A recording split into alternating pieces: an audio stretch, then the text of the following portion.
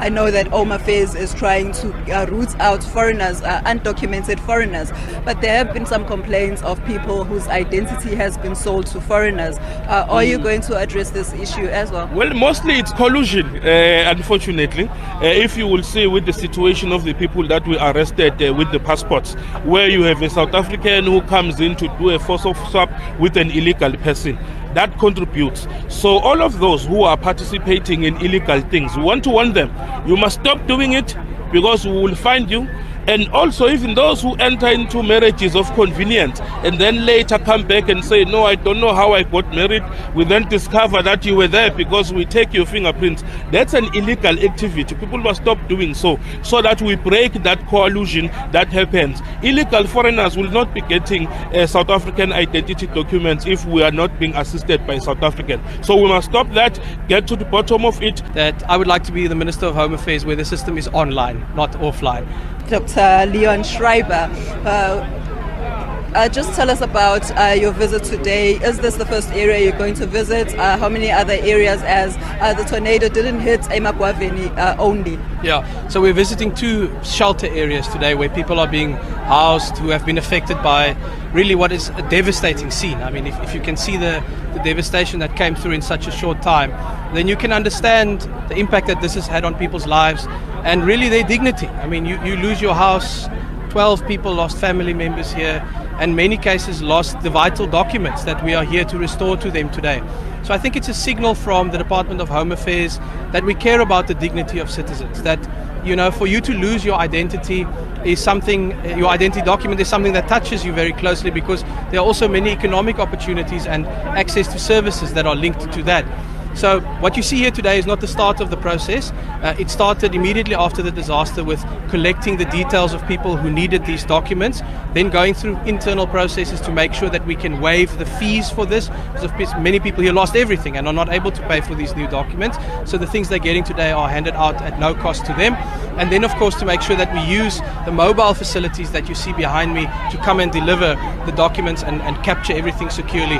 So it was wonderful for me this morning to be able to hand out some of these documents, see people being excited to get it back, the opportunities that they can now access again using these vital pieces of paper and plastic that make such a big impact on our lives. And even though Home Affairs cannot address the massive need that people have here with housing and with immediate needs as well, we can address on this particular side. And so I'm proud that we can be here today and say, as a department, we care about you, and we'll continue to roll these out in similar areas across the country.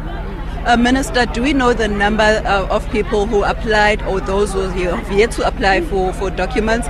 And is it open today for those who didn't get a chance to apply for their documents back then? Yes, so we've already picked up a couple of people here who did not previously fill in those details, so we can capture that as well. And then we're looking at over 70 people that are actually getting their documents, a lot of others that are able to check their information. It's just a great opportunity now actually to make sure that we address all of those needs, and we can do that because we've got the technology here. It's something that I've been really pushing and that the Deputy Minister and I will be driving going forward, to make sure that we harness the opportunities of technology, make sure we've got connectivity, not only at our physical offices, but also in areas that we can roam around, and make sure we use what the 21st century offers us in terms of technology. Minister, speaking of technology, we all know that in some cases Home Affairs offices are always offline, and people have been complaining about that. Is there probably plans to fix the system, upgrade the system just to get it efficient? We're looking very closely at that, and I've said from day one that I would like to be the Minister of Home Affairs where the system is online, not offline. I think these are some of the things that are fixable. Again, we live in 2024, we've got artificial intelligence now in the world, and we should be able to get our connectivity up and running. So absolutely, it's one of the first things that we've been requesting briefings on, getting information so that we can put together a plan, identify what exactly are the problems, because sometimes there's more than one and there are some layers to these issues, but then most importantly, getting quick timelines for a plan to address this. So I would say watch this space. There's no magic wand to solve these things overnight. If there was, I promise you I would have waved it already.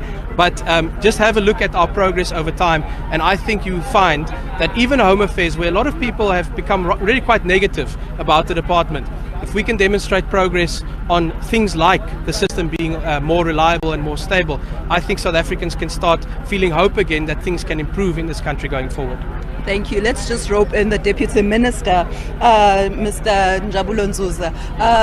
We're here just to give people their documents, but we've been doing stories of people who don't have ID documents, South Africans who don't have ID documents. I know that Home Affairs is trying to root out foreigners, undocumented foreigners, but yet we have undocumented South Africans. Are there plans to get South Africans, those who don't have birth certificates and ID documents, to get them registered here in South Africa? Yes, we actually run a late birth registration process for South Africans who are born of South African parents who qualify to be South Africans, and we run that process by conducting interviews. But the main issue is that yes, we do assist those who already have the problem, but let us stop it from happening to other young people. Let us make sure we register the birth of our babies within 30 days so that every South African that is born has an ID at birth, so that even if your parent pass away, you already have an ID number, you already have a birth certificate. Part of the contributors that we are now making a clarion call for everyone to stop doing. Young people must stop living their children with their grandparents whilst they have not taken identity documents for them, because they curse that particular child. It means that child won't be able to grow up having identity because the parents must take responsibility. Also with the fathers, out of most of the birth certificates that we issue, most of them do not have fathers registered in the birth certificate. So we encourage them to come up. We will continue to run the late birth registration process to make sure that we assist those who are having problems, but also let our citizens also take responsibility by making sure that they register the birth of their babies within 30 days. That will help them have a brighter future moving forward. Deputy Minister, speaking about problems, but there have been some complaints of people whose identity has been sold to foreigners. Are you going to address this issue as well? Well, mostly it's collusion, unfortunately. If you will see with the situation of the people that we arrested with the passports, where you have a South African who comes in to do a force of swap with an illegal person, that contributes. So all of those who are participating in illegal things, we want to warn them, you must stop doing it, because we will find you. And also even those who enter into marriages of convenience and then later come back and say, no, I don't know how I got married.